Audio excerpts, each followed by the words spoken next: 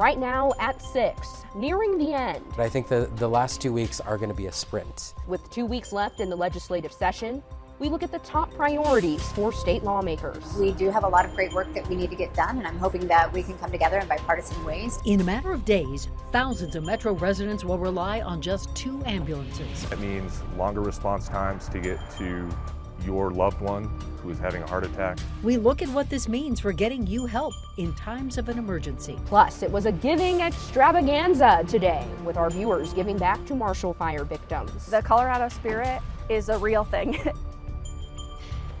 Good evening, and thank you for watching Denver 7 News at 6 on Denver 7 Plus. I'm Ann Trujillo. And I'm Micah Smith. We're T-minus 13 days to the end of the legislative session. Lawmakers still have a lot on their plate to get done, even more than a typical session. There's also several controversial bills that are still making their way through the Capitol that could make for some very long nights. So brace yourselves as Denver 7 politics reporter Megan Lopez shows us what is left.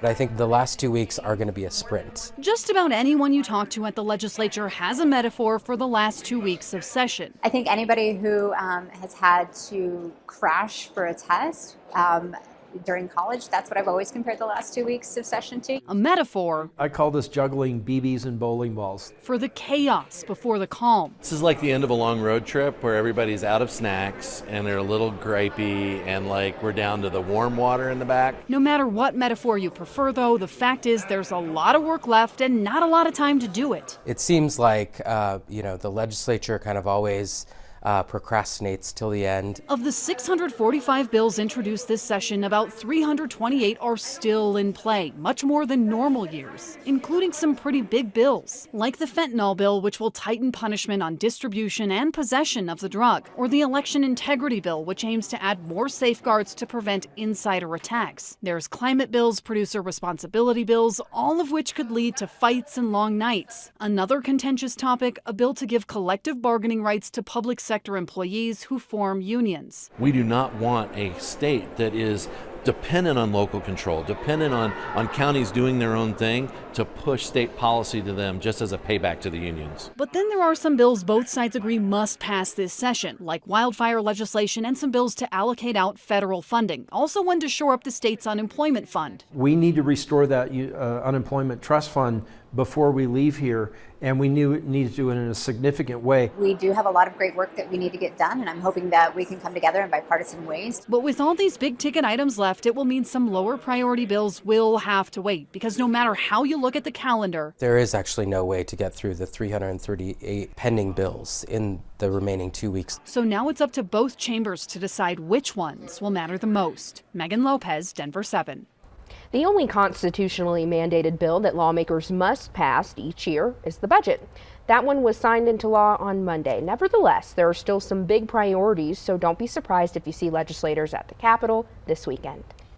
La Alma Lincoln Park in Denver is closed for the foreseeable future because of an uptick in violent crime there. Late last night, a 63-year-old man was killed while trying to break up a fight in the park. La Alma Park is just southwest of Colfax and Spear, and the city of Denver has now temporarily closed the park, and they're working on figuring out when the park can reopen. Police do have a 24-year-old suspect in custody for that shooting. Now, we are working to learn more about the victim who was killed, and we will have that story for you tonight on Denver 7 News at 10 after the NFL draft.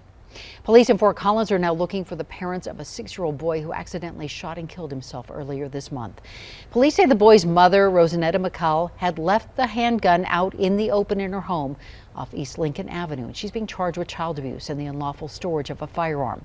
Police say her husband, Ron Matthews, lied to officers and tampered with evidence after the shooting. Now, both people have been missing for about a week now, and police are concerned that they may be on the run. A big problem is about to hit around 50,000 people in South Adams County. In just 2 days, people living in the South Adams Fire District region will depend on just 2 ambulances to respond to emergencies on time. This, of course, has both residents and first responders frustrated. Here's Denver 7's Bayan Wang.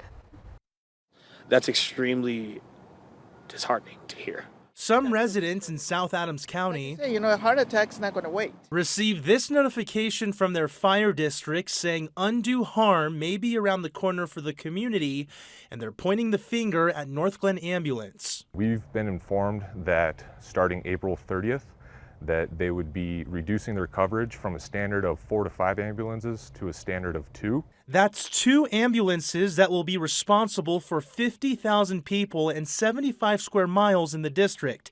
And if they're already dealing with the situation, ambulances from other cities will be called on. That means longer response times to get to your loved one who is having a heart attack when someone unfortunately gets in an accident. You will have a fire truck there.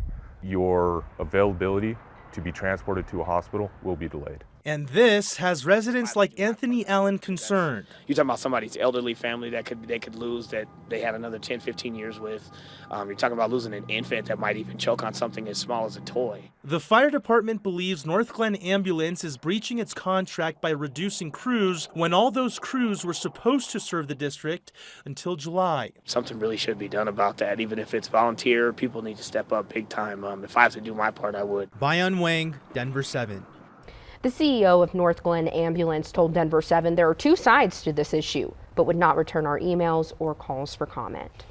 Equine influenza is now being investigated as a cause for killing dozens of horses at a wild horse facility in Canyon City. The Bureau of Land Management says 95 horses have died since this outbreak began on Saturday. The horses are from the West Douglas area and were rounded up by the BLM last year.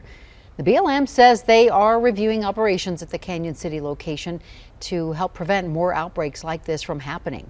Now, this outbreak is getting a lot of reaction online. We were sent dozens of emails from viewers weighing in on what should be done. So we have a 360 look at some of those reactions, and you will find that right now on thedenverchannel.com. Soon, unhoused people won't be able to camp on public property in Aurora without permission. It's a part of the city's new urban camping ban that goes into effect Saturday. Now, here's a breakdown of the new ordinance. City officials have to give people living in encampments a 72-hour notice to relocate. And this can only happen if the city has open shelter space. There's also an amendment allowing the city manager to create a policy relating to storing personal property from the sweeps. The City Council plans to discuss the amendment during a meeting on Monday. Today, a community organization introduced a program that looks to fix Denver's crumbling sidewalks. Now, instead of waiting for funds from the city, the Denver Streets Partnership wants homeowners to fund sidewalk construction and repairs. For the average homeowner, we're talking about fees that would be about $9 a month. This partnership will begin gathering signatures in hopes of getting their plan on the ballot in November. A coffee bar, restaurant, and gun range all under one roof. Colorado's first and only restaurant and lounge within a firing range complex, the Gallery Sportsman Club and Range in Lakewood, opens tomorrow. Today, we took a tour of the new business as the owners made the final touches. They told us they know the concept may seem unusual, but they have safeguards in place to make sure alcohol and firearms don't mix. You surrender your ID to use the range, you get a badge that will allow you into the range. When you're done with the range, you get your ID returned to you. And when the ID is scanned to get a drink at the bar before or after shooting, Hymanson says you're locked out of the range for 24 hours. The Gallery Sportsman Club and Range officially opens tomorrow at noon. It is a startling statistic. While Colorado's overall unemployment rate was 3.7% last month, the rate for those 16 to 24 years old was more than double that at 8.5%. So that is why these experts from the Colorado Department of Labor and Employment are here helping us kick off the governor's summer job hunt a few days early. Since 1981, the summer job hunt has connected 600,000 young people in Colorado with seasonal work, and this year there's an even greater need for workers. We do have a lot of young people that are just not returning to work or engaging in work. And so now's a great opportunity, if I was an employer, to really target that younger section of the population and try to get them engaged in coming back to work. Yeah, let's put our kids to work. So here's the number to call, 303-777-7492. And the experts will be answering the phone lines until 6:30 to help connect you with the resources you need for our kids to find successful summer employment. A school in Denver is getting a unique and healthy vending machine. Instead of snacks, this vending machine dispenses books. The vending machine is at Dr. Martin Luther King Jr. Early College in Denver. The books are free for kids. After they read a book, they can get a token for another book from the machine. When they read 4 or more books, they'll get a coupon for free food at a local restaurant. Now, the goal is to spark excitement for a reading contest this summer.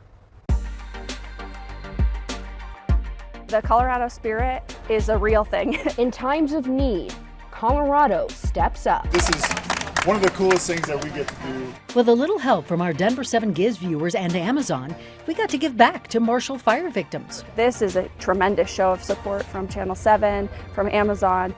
70s and 80s across the Eastern Plains today, but a cold front is on the way for tomorrow.